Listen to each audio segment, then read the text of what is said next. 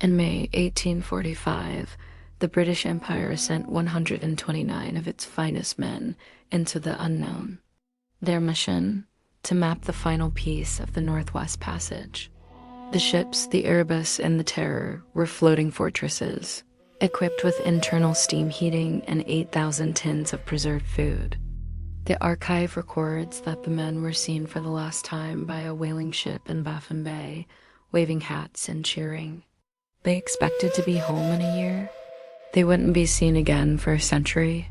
The expedition's greatest strength was also its silent executioner. The archive unseals the 1850s forensic reports from the first search parties.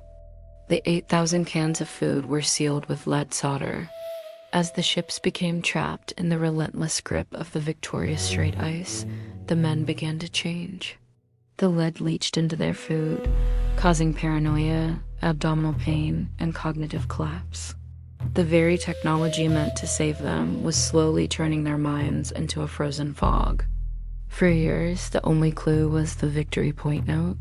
Dated April 1848, it stated that Franklin was dead and the ships had been deserted after 18 months of being locked in the ice.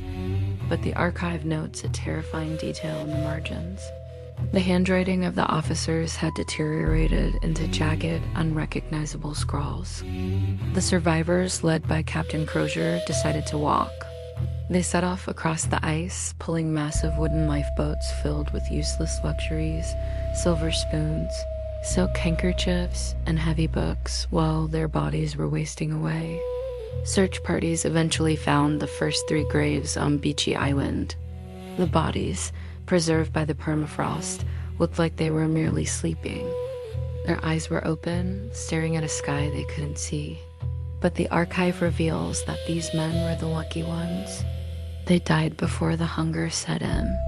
They died before the group reached Starvation Cove, where the physical evidence of the expedition's end becomes too macabre for the Victorian press to print. 129 men entered the ice, 0 returned.